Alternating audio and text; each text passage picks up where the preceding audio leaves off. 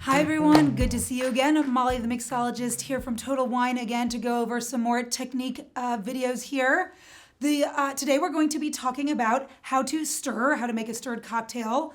We've already talked about dilution in a previous video, so I'm not going to bore you with that again. But one thing to keep in mind as we go into this technique element is the question of whether you want to stir or shake a cocktail. It really all comes down to texture.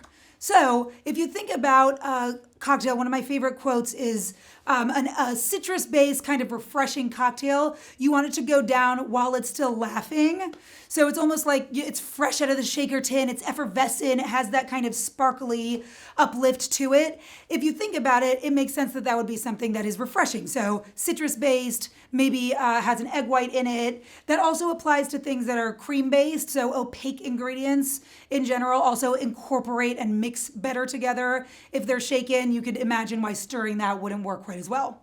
Conversely, on the flip side of that, you have a stirred cocktail, which is almost always all spirits based. So transparent liquids, vermouth, whiskey, bourbon, gin, whatever the case may be. But in general, you want to preserve the integrity of the spirit. So you want to stir it to make sure you're not bruising the spirit. And we'll get into the kind of technique elements of that in a moment. But keep that in mind when you're making the calls and decisions. Of course, you can always read a recipe, but if you're making up your own cocktails, that's a good trick to keep in the back of your mind of how to read that situation.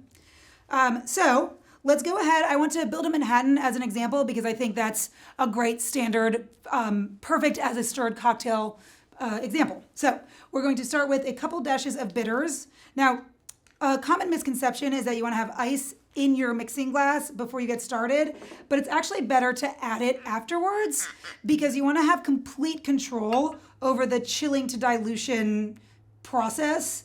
And if you're pouring room temperature ingredients straight onto ice, then it's going to end up getting too watered down because it's going to melt the ice as it rolls over it's going to melt the ice as it rolls over the rocks.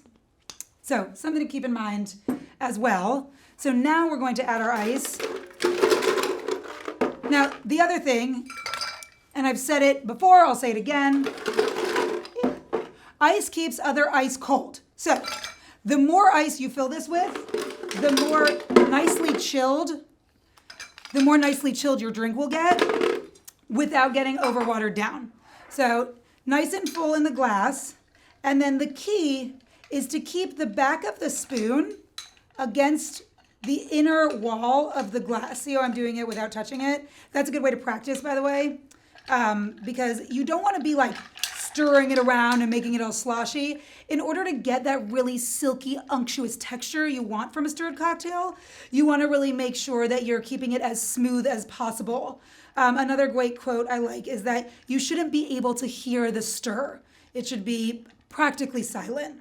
So that's a sign that you're getting the perfect texture and also reaching a nice dilution point.